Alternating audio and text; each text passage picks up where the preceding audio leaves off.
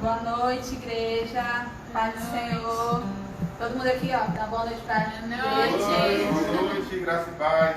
Amém. Nosso pastor, a gente está muito feliz de estar com vocês aqui essa noite mais uma vez, tentando parecer mais perto da igreja. Estamos com saudades. É a frase que nós mais dissemos nesse tempo, mas é uma realidade. Estamos com saudade da igreja, estamos com saudade do corpo junto. E estamos aqui mais uma vez essa noite para adorarmos ao Senhor juntos. Você aí na sua casa, com a sua família, e nós aqui também juntos com você.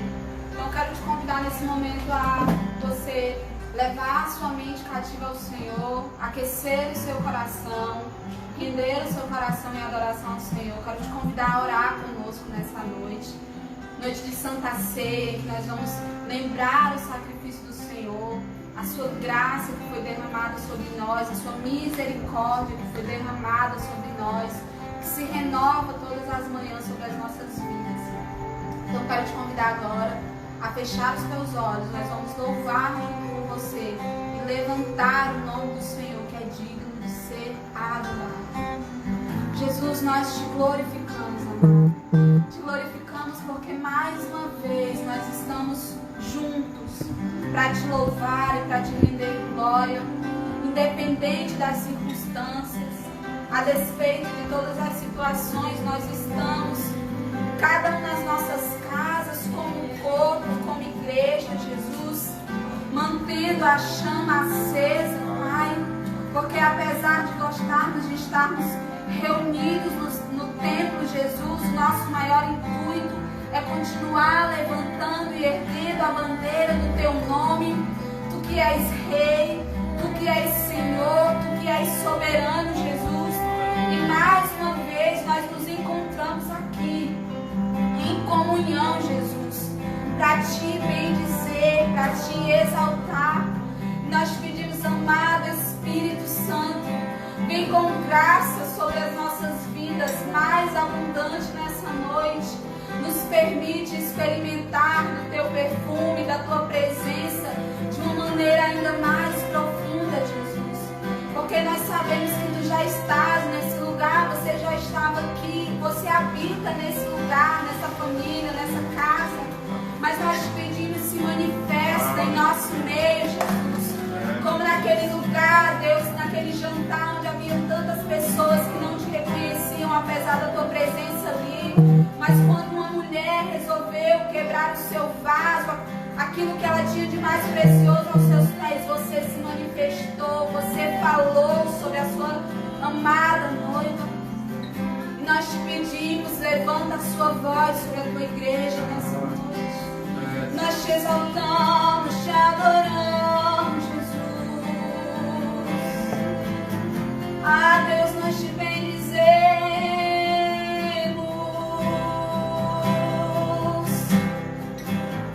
Pai Santo Jesus, te chamam de Deus e de Senhor, te chamam de Rei, de Salvador, e eu me atrevo a te chamar de meu amor.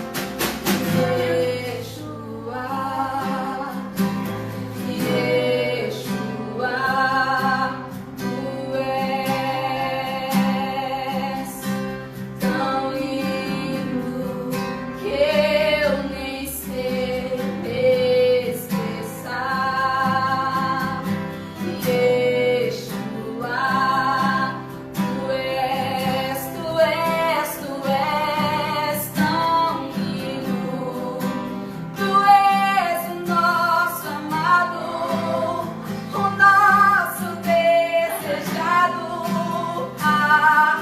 Nós ansiamos por tua glória, nós ansiamos por teu toque, oh nosso noivo, o mais belo, só tu és,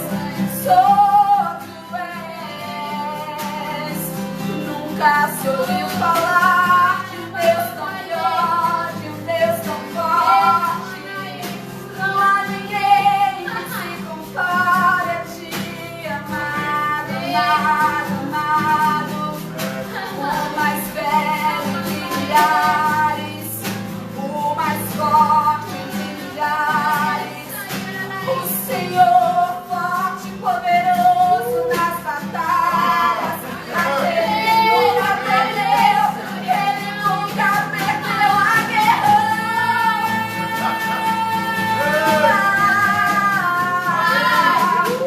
Nunca perdeu,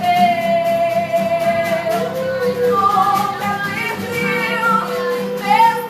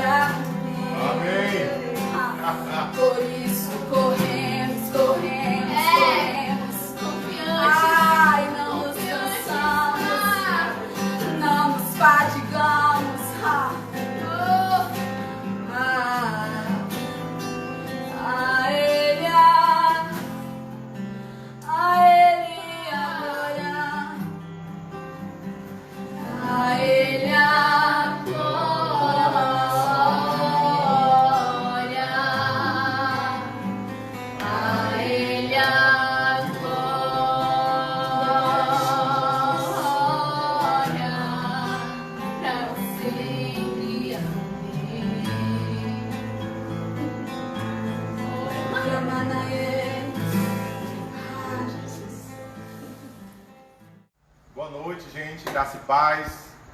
Vamos nós agora aqui para a palavra, né? Hoje nós vamos dar continuidade às bem-aventuranças que nós tínhamos começado. Então nós estávamos tendo uma semana de oração temática, onde em cada dia nós ministramos uma bem-aventurança. Então, hoje eu estou incumbido aqui de ministrar 3, e eu tenho que ser bem rápido. Então intercedam por mim, né? Porque tem que ser um negócio aqui que ministre o coração dos irmãos e num tempo bom, porque senão aqui levaria uma eternidade para a gente estar aqui, na verdade, vendo essas bem-aventuranças tão profundas que elas são. E hoje nós vamos ver lá em Mateus capítulo 5, a partir do versículo 8. Amém? Então, a partir do versículo 8, Mateus capítulo 5, 8, diz assim: bem-aventurados os limpos de coração, porque verão a Deus. Bem-aventurados os pacificadores, porque serão chamados filhos de Deus. Bem-aventurados os perseguidos, por causa da justiça, porque deles é o reino dos céus. Bem-aventurados sois, quando por minha causa vos injuriarem e vos perseguirem, e mentindo, disserem todo mal contra vós. Regozijai-vos e exultai, porque é grande o vosso galardão nos céus. Pois assim perseguiram os profetas que viveram antes de vós. Tem um texto muito bom na mesa, no Instagram da mesa, que foi a nossa irmã a Amanda que fez, que fala sobre terceirização, e que hoje nós estamos vivendo isso, né? A terceirização. E realmente nós estamos vivendo um tempo de muita terceirização. Hoje eu estava conversando com minha família, tomando café, ou se eu não me engano almoçando, e nós estávamos falando justamente sobre isso, que nós estamos vivendo um grande tempo de terceirização, onde, por exemplo, muitos pais, eles não estão mais educando seus filhos, mas eles estão querendo que professores eduquem seus filhos. E por aí vai. E isso não é diferente quando se trata na questão de igreja, de sermos igreja. Nós temos visto muita terceirização. E nas bem-aventuranças nós percebemos que Jesus ele foca que não existe terceirização. Por quê? Porque ele diz bem-aventurado o que? Então, bem-aventurado o que chora, bem-aventurado o que é manso, bem-aventurado o perseguido. Então não tem terceirização. Em Lucas ele é mais até enfático, porque em Lucas capítulo 6, tanto no versículo 21 como no 22, ele diz: vós o que chorais agora. Então ele traz assim para o presente, e ele aponta mais assim para um tempo real, de dizer: é agora, é você. Você quem? Você que é discípulo de Cristo. Então nós não vivemos as bem-aventuranças por terceirização. Nós temos que viver as bem-aventuranças. Ou vivemos ou nós não vivemos. Ou seja, ou nós somos discípulos ou nós não somos discípulos. E entrando aqui nas nossas bem-aventuranças, nós vamos ver a bem-aventurança, a primeira, que são o quê? Os limpos de coração. Então, os limpos de coração é uma bem-aventurança. E eu gostaria de dizer para você, de primeira mão, que essa é uma bem-aventurança onde, na verdade, nós temos que nos purificar da nossa bondade. Mas, pastor, por que purificar da bondade para ser puro? Né? Como nós seremos puros de coração e vamos nos purificar da nossa bondade?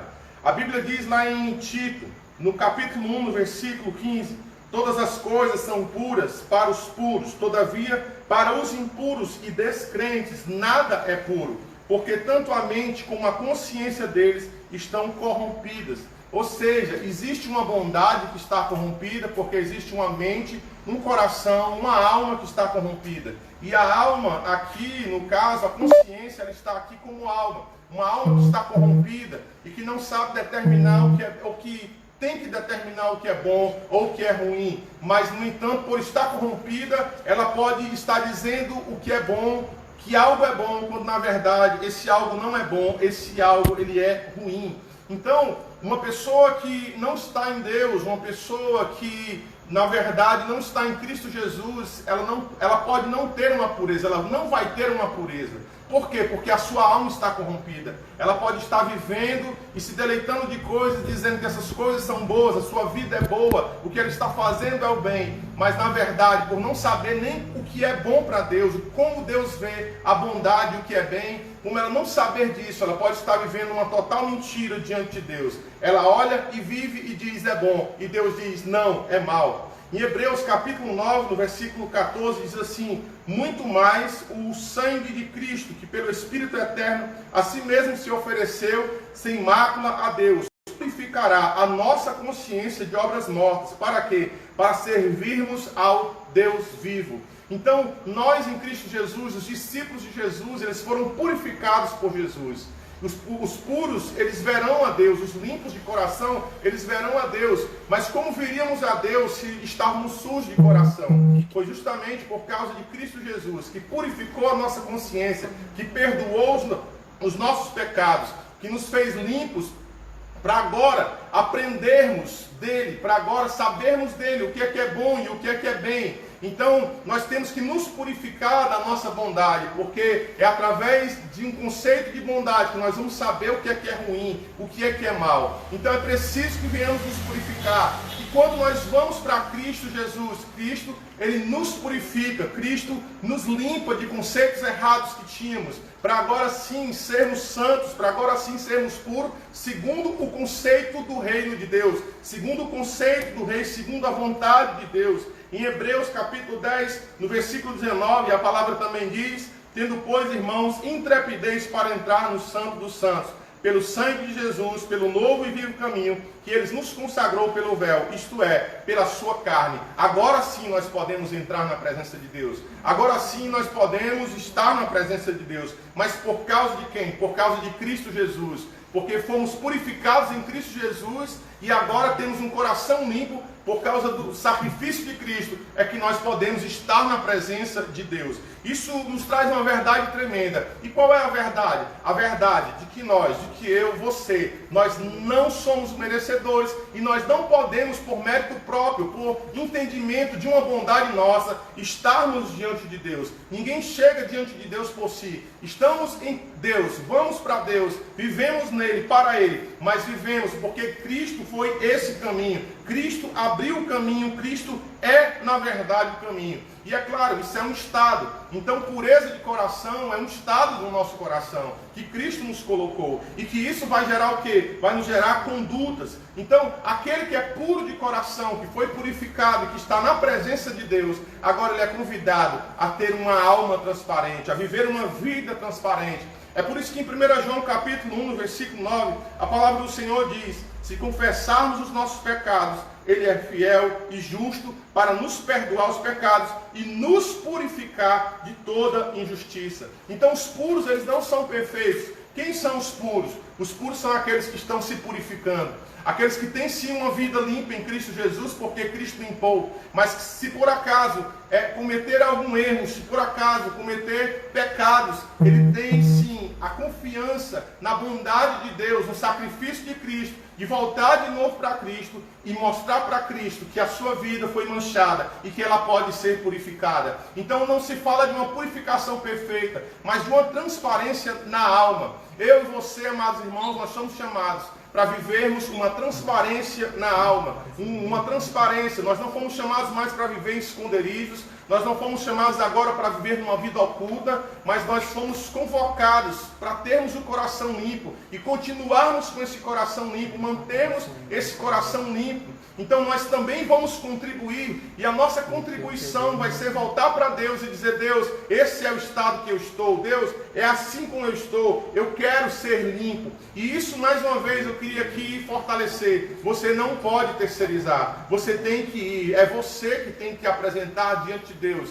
É você que tem que manter o seu coração, que já foi purificado, em Cristo Jesus, se apresentando novamente e confiando, deixa eu lhe dizer, no mesmo sacrifício, confiando no mesmo sangue, confiando no mesmo Salvador, confiando no mesmo Deus que lhe purificou e que lhe purificará. Então, por isso nós veremos a Deus, por isso nós vemos ao Senhor, por isso nós continuamos nele. Em 1 João capítulo 3, no versículo 6, a palavra diz: todo aquele que permanece nele não vive pecando. Todo aquele que vive pecando não viu nem o conheceu. Quem conheceu Jesus, quem viu Jesus foi purificado. Quem conheceu ele, teve uma revelação dele, foi purificado. E quer continuar nessa revelação.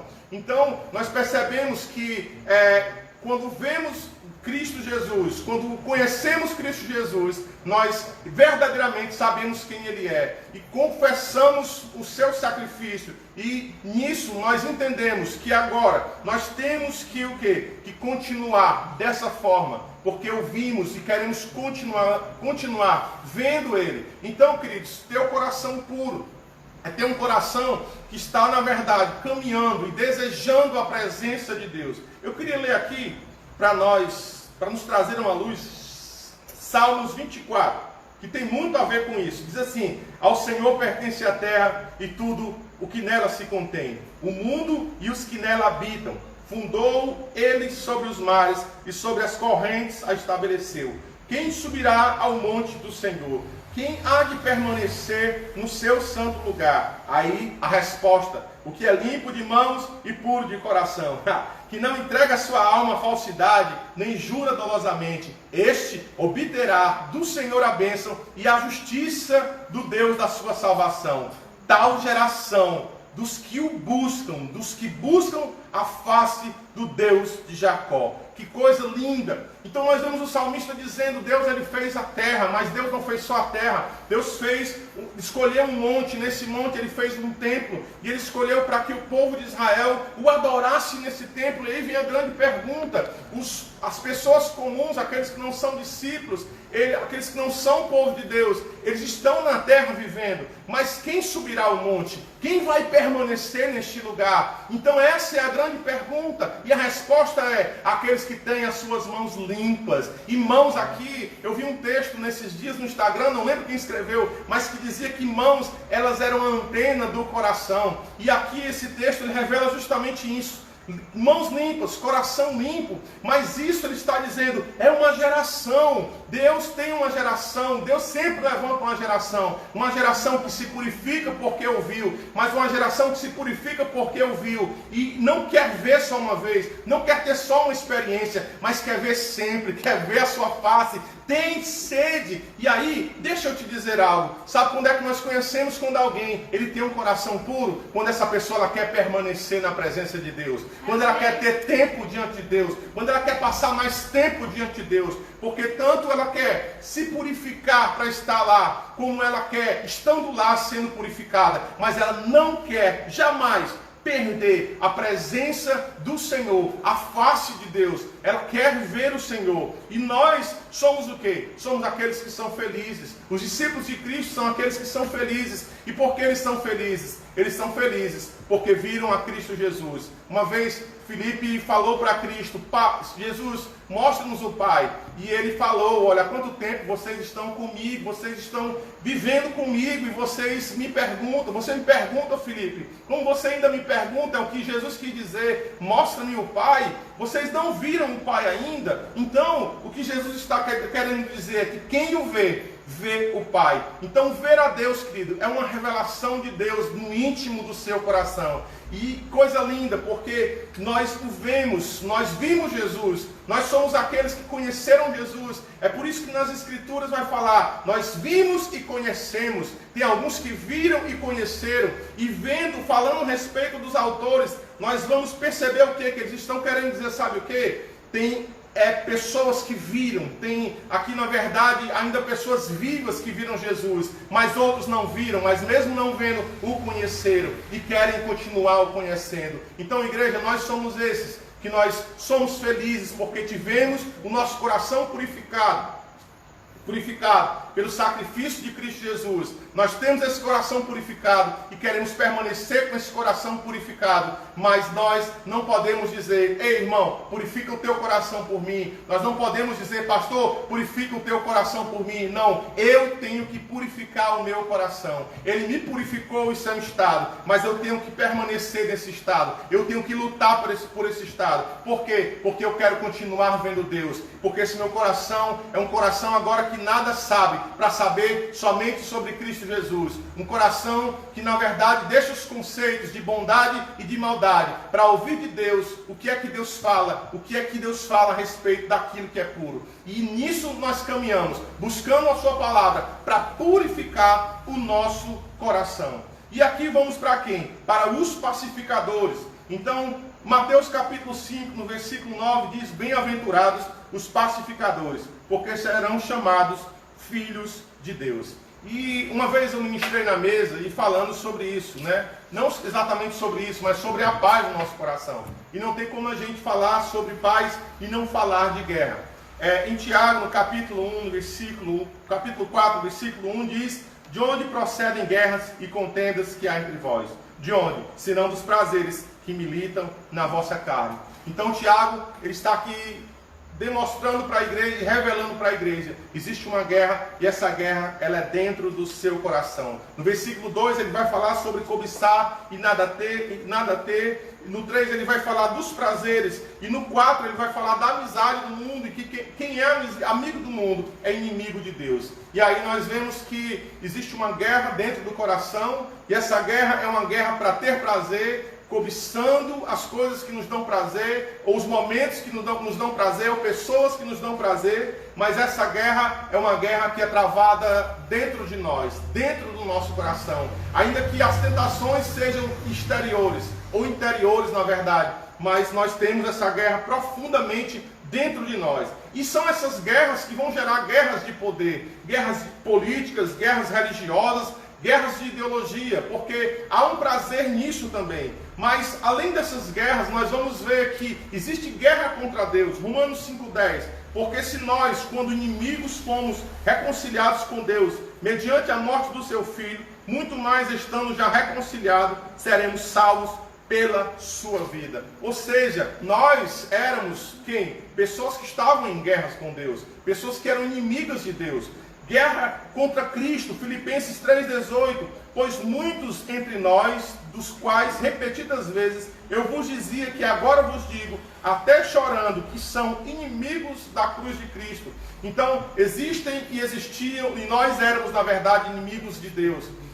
Existem ainda inimigos de Deus, existem inimigos da cruz, existem inimigos do povo de Deus, como em Romanos 11:28 a palavra diz: quanto ao Evangelho, são eles inimigos por vossa causa, quanto porém à eleição, amados por causa dos patriarcas. Então existem inimigos, mas essa guerra ela está dentro. Talvez você possa dizer assim: ah, pastor, então é muito fácil a gente ser um pacificador. É muito fácil nós promovermos a paz, porque isso é o que significa ser pacificador, aquele que promove a paz. Mas como promoveremos a paz fora, entre os relacionamentos, se nós não temos paz dentro? Certo? Então Tiago está dizendo que é por conta de cobiças que existe essa guerra. Então nós poderíamos dizer assim: é muito fácil, é só nós não termos prazer, é só na verdade nós deixarmos de ter prazer, e nós teremos um coração de paz, e assim nós teremos paz no nosso coração, e seremos também o que? Pacificadores. Mas nós temos que entender que é muito mais do que isso. Mais uma vez nós temos que apontar para Cristo, porque é Cristo que gera a paz em nosso coração. E Cristo gera a paz em nosso coração, nos conectando de novo a Deus, nos ligando de novo a Deus. Romanos capítulo 5, no versículo 1, a palavra diz: justificados, pois, mediante a fé, temos paz com Deus, por meio de nosso Senhor Jesus Cristo. Amém? A igreja diz amém? Amém? Então, por causa de Jesus, mas isso se manifesta em nós também como um dom. Filipenses 4,7 diz: e a paz que excede todo entendimento guardará o vosso coração e a vossa mente em Cristo Jesus. Então, queridos, nós temos uma paz agora. Sabe por que nós temos uma paz? Muito obrigado, minha querida. Nós temos uma paz porque agora nós temos paz com Deus. A nossa paz interior agora é porque nós temos paz com Deus.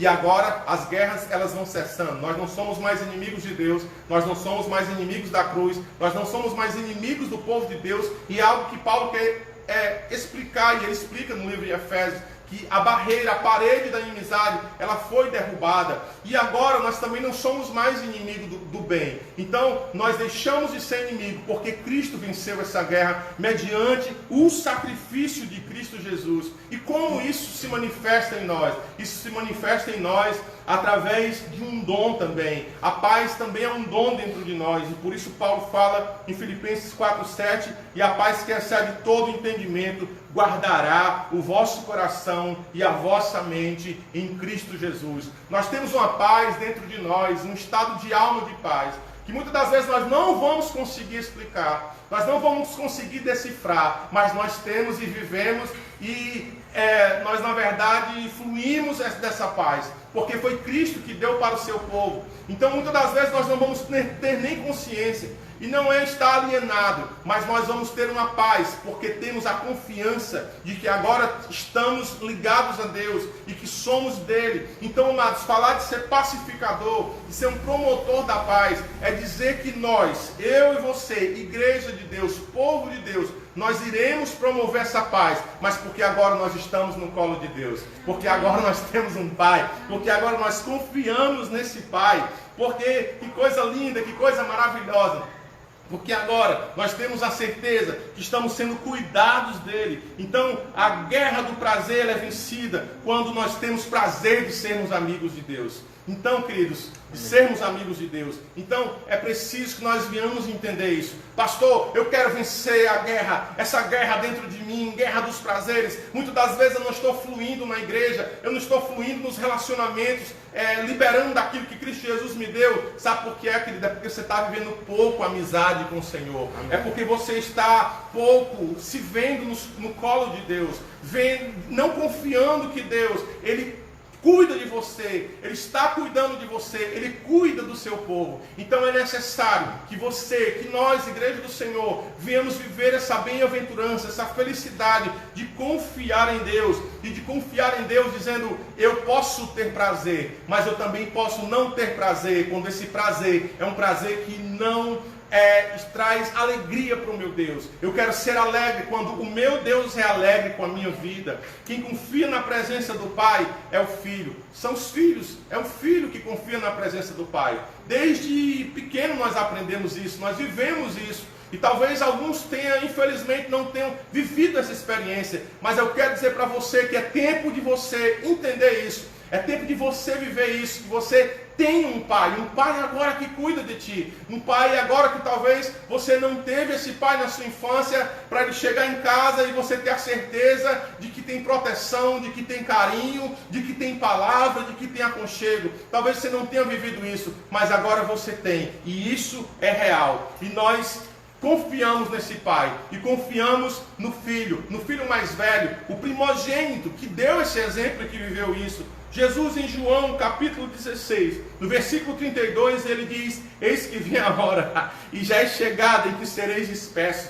cada um para a sua casa, e me deixarei só, contudo eu não estou só, porque o Pai está comigo. O momento mais difícil de Cristo Jesus, Ele pode falar isso, Ele pode declarar isso, olha, eu estou partindo para a cruz, sabe? É um momento de dificuldade, é um momento complicado, mas Ele tinha segurança de algo. O Pai, Ele está comigo. Então nós olhamos para o exemplo de Cristo Jesus, para a felicidade de Cristo Jesus, porque deixa eu te dizer algo, eu não vejo Cristo, Ele indo para a cruz triste. Eu não vejo Cristo indo para a cruz fazendo a vontade de Deus triste. Ah, pastor, mas nós vemos Jesus, ele chorando, ali dizendo, se for possível, passa de mim esse cálice. Ali, queridos, não era questão de estar triste pela dor, não era questão de estar triste por isso, era outro fator. Mas Jesus, ele estava alegre, essa era a alegria de Jesus, era fazer a vontade do Pai.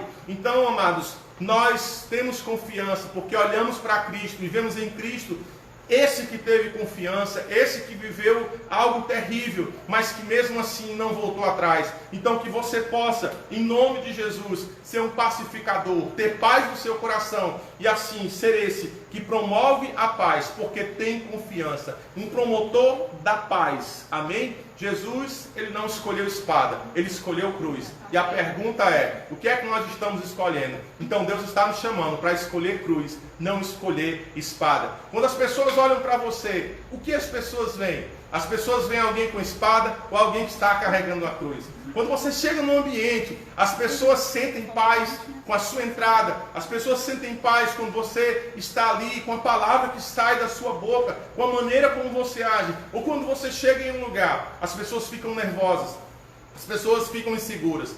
Deus, ele está nos chamando, e ele chamou a sua igreja para sermos pacificadores. Pessoas que são felizes por ser pacificadoras. Amém? Pessoas que são promotoras da paz. Amém, queridos? Então, vamos nós. E esses pacificadores, porque são como Jesus, eles serão chamados de quê? De filhos de Deus. E agora, por último, aquilo que todo mundo gosta, né? Mateus capítulo 5, versículo 10. Os perseguidos. Aleluia! Glória a Deus! Bem-aventurados os perseguidos, por causa da justiça, porque deles é o reino dos céus. Aleluia! Bem-aventurados sois quando por minha causa vos injuriarem e vos perseguirem, e mentindo disserem todo mal contra vós. Regozijai-vos e exultai, porque é grande o vosso galardão nos céus, pois assim perseguiram os profetas que fizeram antes de vós. Jesus aqui, ele está falando, bem-aventurados pacificadores, porque os pacificadores não, já passamos, os perseguidos por causa da justiça. Justiça aqui é de cair sunes, e aqui não fala de ser justificado, mas esse de cair sunes significa ações legítimas, de pessoas que nasceram legitimamente em Cristo Jesus. Pessoas que têm atitudes legítimas de um coração legítimo.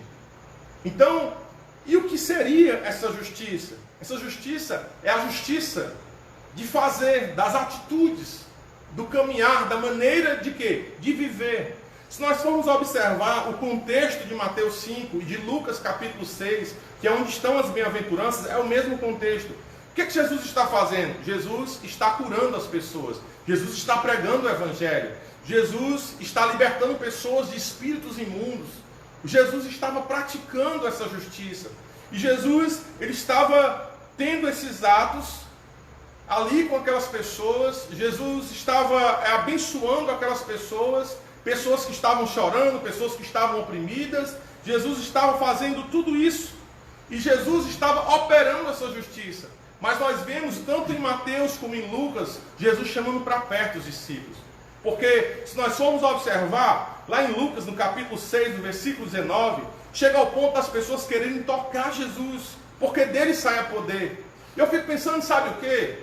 A gente só querendo algo, a gente só querendo tocar, a gente só querendo receber dessa virtude de alguém bem-aventurado. Porque ninguém mais bem-aventurado aqui do que Jesus. Jesus pregou todas essas bem-aventuranças, mas ele é o centro dessas bem-aventuranças. E aí é muito legal a gente tocar e receber. É muito legal a gente, mais uma vez, terceirizar a bem-aventurança. Ei, é bom estar perto de ti, porque perto de ti tem paz. É bom estar perto de você, porque você chora. E quando você chora, parece que Deus consola você e quem está perto. Mas não, Jesus está chamando os discípulos para perto.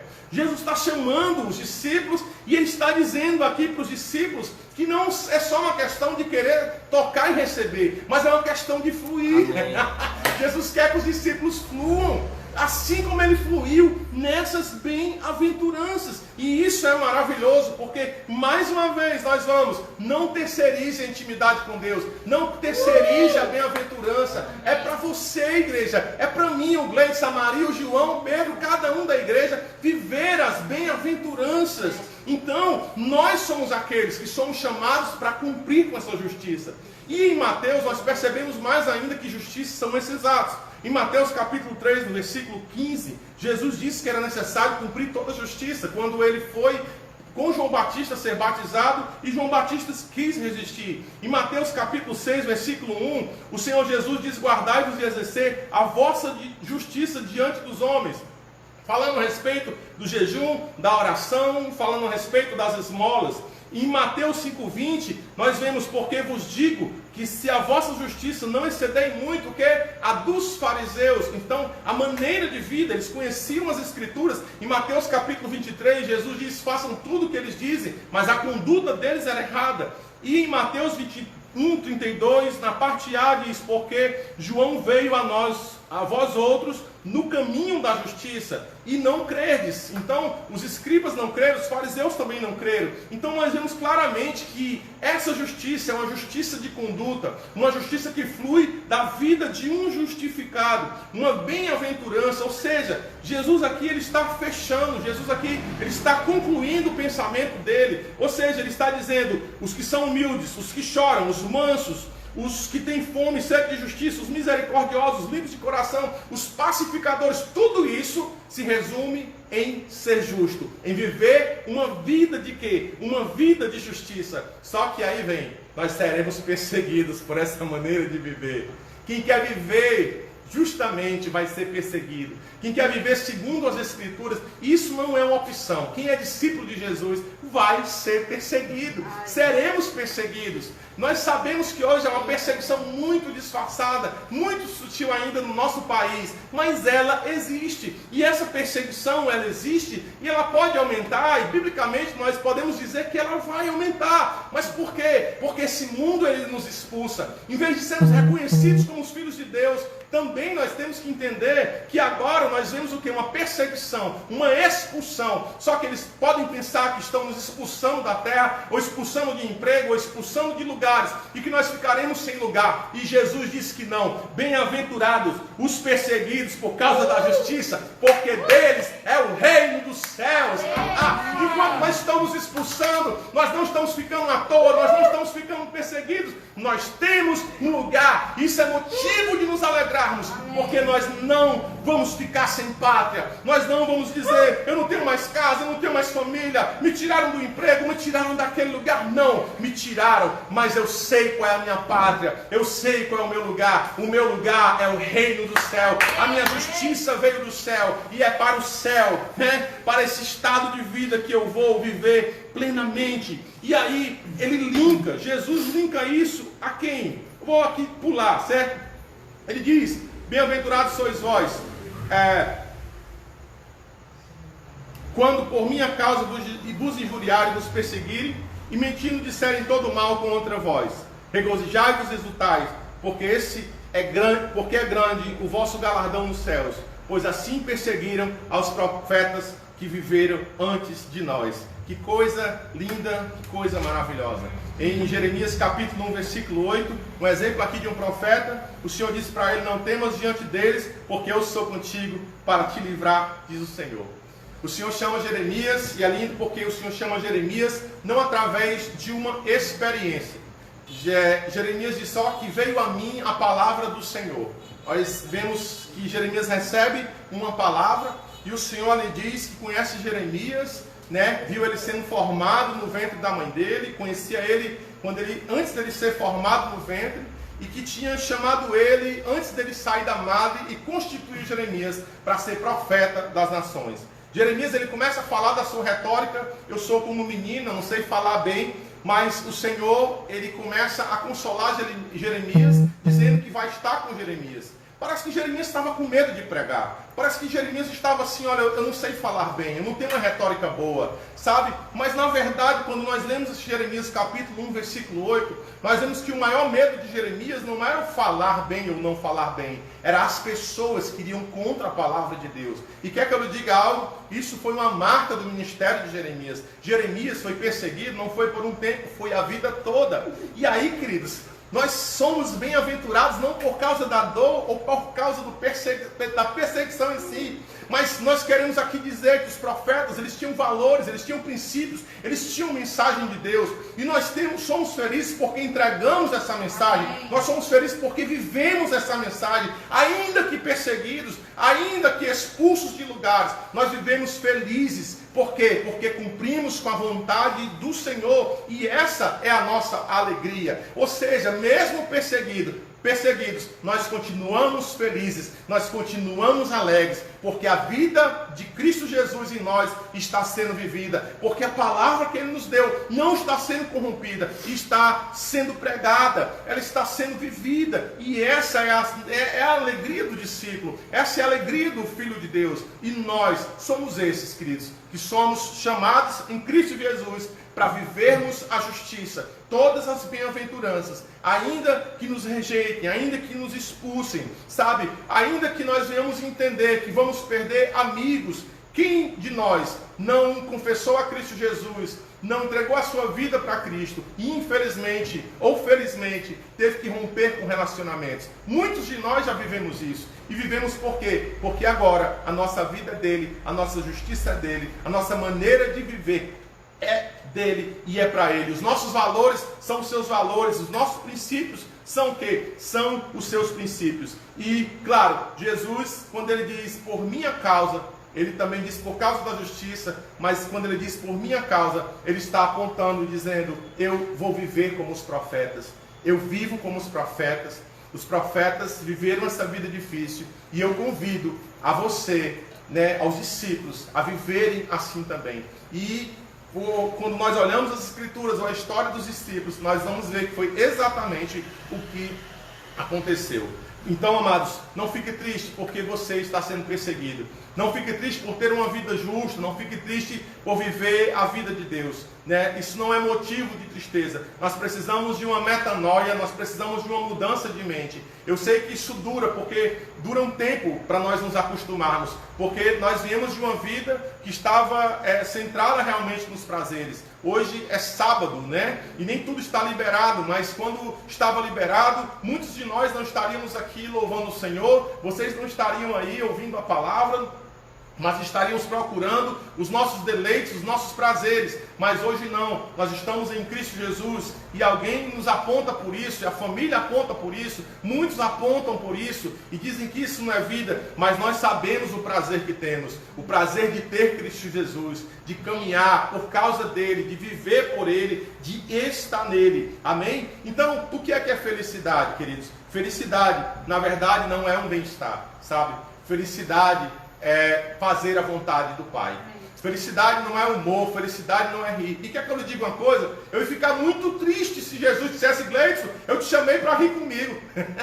Gleidson, eu vou contar umas piadas e tu vai rir. Eu ficaria muito triste de dizer que tem pessoas que se chamam, né, se dizem minhas amigas, ou eu digo que sou amigo delas, e elas só me chamam na hora de rir. Não, porque caminhar junto é caminhar junto para chorar também, para ser perseguido também, para sofrer também. E por isso a igreja caminha perseguida, mas caminha junto.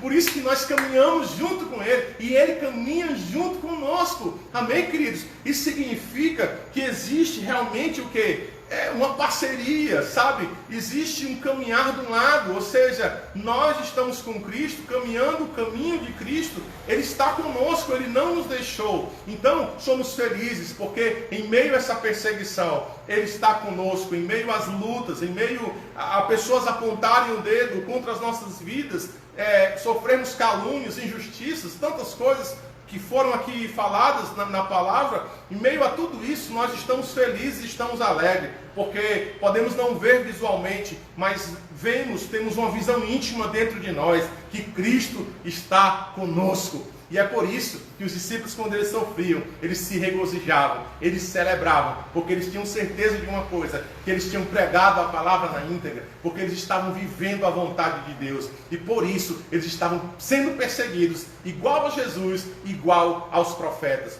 No Antigo Testamento, Deus manda os profetas. No Novo Testamento, Jesus envia os seus discípulos. No Antigo Testamento, os profetas, por causa da justiça, por causa da vida que levavam, que denunciavam coisas erradas, injustiças, eles eram mortos, eram apedrejados. Novo Testamento, os discípulos de Cristo Jesus. Esses que são chamados assim, a semelhança de Estevão, né? Para ser muitas das vezes até mesmo apedrejado, mas está ali vendo o céu sendo aberto e o Senhor dizendo, venha, né? O Senhor o recebendo. Então, em nome de Jesus, essas são as bem-aventuranças de Deus, amém? Uma vida, uma maneira de viver que está em Cristo Jesus, um estado, algo dentro de nós que Ele fez e que nós temos que cuidar, nós temos que alimentar para que isso flua, para que não queremos somente ser aqueles que querem tocar, mas aqueles que são semelhança de Cristo Jesus,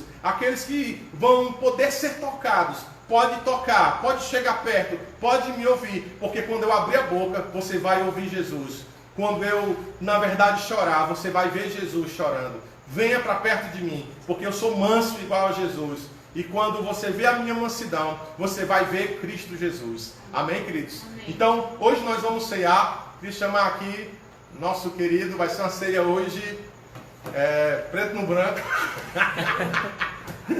Amém? Queria chamar aqui o pastor Michel, que vai estar aqui junto conosco, vai estar ministrando a ceia. Vamos louvar, pegar os instrumentos aqui, vamos adorar a Deus.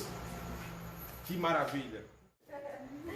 Senhor Jesus, Tu que és bem-aventurado, Tu que é a perfeição de tudo aquilo que nós ouvimos, lemos essa semana. E nós estamos aqui, Jesus, porque nós somos bem-aventurados em Ti, Senhor Jesus. O Teu sacrifício nos tornou bem-aventurados, Senhor.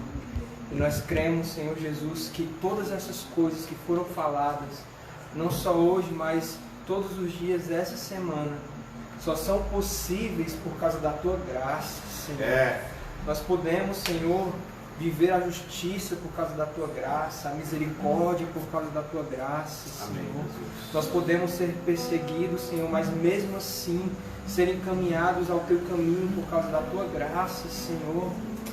Oh Deus Santo, muito obrigado pelo Teu sacrifício na cruz, Senhor. Tu és o Cordeiro de Deus que tira o pecado do mundo. Jesus. E nós, Senhor Jesus, nós estamos aqui reunidos ao redor de nenhum outro nome, de nenhuma outra pessoa, de nenhum outro, pois não há Deus como você, Alfa e Ômega, princípio e fim. Oh Senhor, Tu és aquele que morreu na cruz, mas ao terceiro dia ressuscitou, porque nem a morte pôde te conter, nem a morte pôde te segurar, Deus. E nesta noite nós lembramos do Teu sacrifício, lembramos da Tua obra de redenção, lembramos, Senhor, do Teu corpo ferido, do Teu sangue derramado por amor de muitos. E nós somos alguns desses, Senhor, que foram alcançados pelas Tuas mãos. Oh Deus, muito obrigado, Senhor. Eu apresento a Ti esse pão, Senhor, que nós cearemos nessa noite, esse suco de uva que nós cearemos nessa noite, Deus. Que a nossa mente, Senhor Jesus, seja transformada através da lembrança do Teu sacrifício, Deus. Hoje rememoramos aquilo que Tu fez por nós. Amém. Porque Tu era o único que podia ter feito de maneira perfeita. Ah, Jesus. Ah, Senhor. Ah, e como tudo que Tu faz é perfeito, a Tua obra é perfeita, Senhor. 2000 anos depois, Senhor, Você continua aqui, Você não é passado, Você é presente, Amém. Você é futuro. Oh, Jesus, muito obrigado. Ah, Deus. Obrigado, Senhor Jesus. Podemos distribuir o pão e o suco. Aqui estamos, Deus, diante do trono da graça.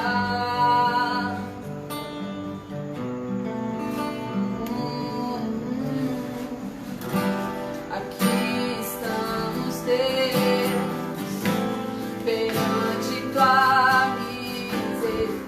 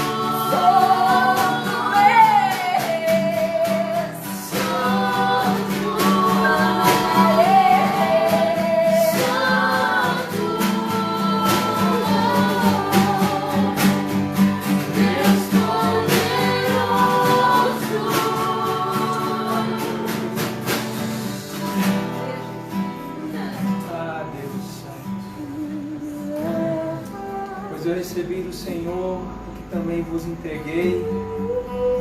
Que o Senhor Jesus, na noite em que foi traído, tomou o pão. E logo após haver dado graças, o partiu e disse: isto é o meu corpo que é dado por vós. Fazei isto em memória de mim. Podemos comer o pão.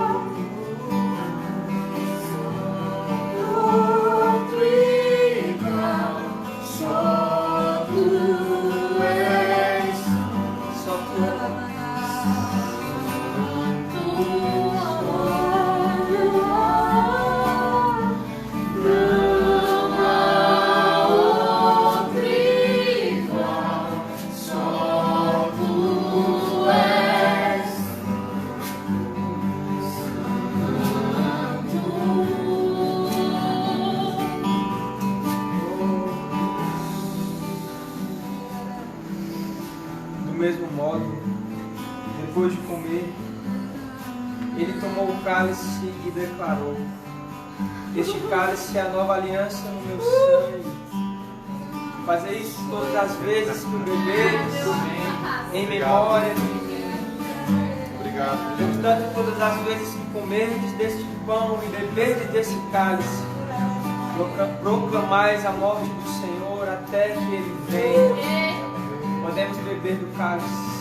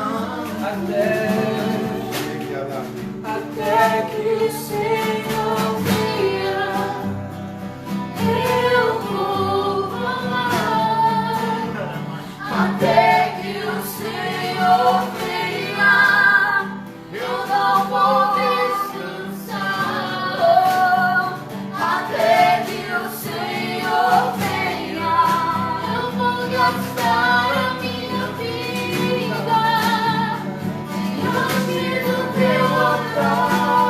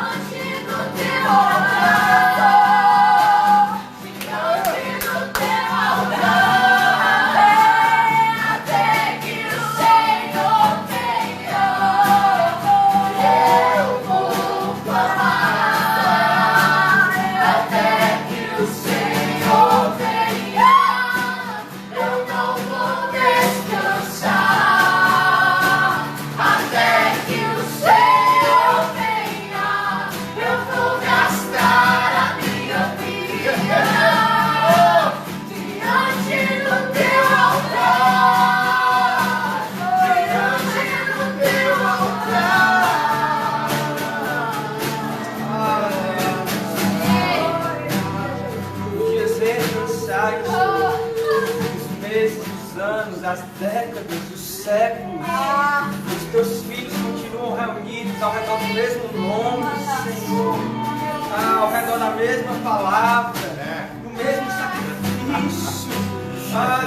E até que o Senhor venha, Senhor, que dure 1 ano, 10, 100 mil, os teus filhos continuarão ao redor deste nome, Senhor. Ao redor do teu nome, que é o nome que está sobre todo nome. O sacrifício perfeito, a obra de redenção, a graça imaculada, o amor infinito. És tu, Jesus Cristo, o primogênito dentre muitos, o unigênito do Pai. Senhor, nós somos fruto do teu penoso trabalho, Senhor. Nós somos fruto do teu penoso trabalho, Senhor. Depois de 70 dias, Senhor, sem nos reunirmos, Senhor, nada mudou. É o mesmo nome, a mesma palavra, a mesma ceia. Deus.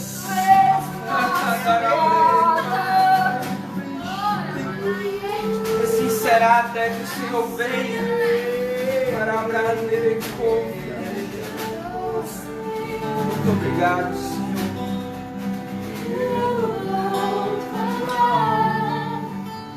Até que o Senhor venha, eu não vou descansar.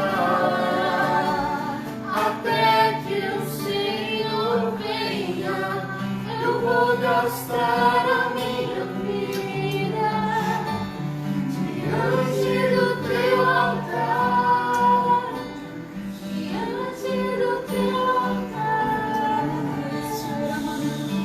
Quero te agradecer, Jesus. Te agradecer por cada palavra ministrada nessa semana. Senhor, por cada vida. Quero te agradecer por essa casa e essa família que está nos recebendo hoje. Muito obrigado, Senhor. Senhor, que eles colham, Senhor, muito mais do que plantam no teu Espírito, Senhor.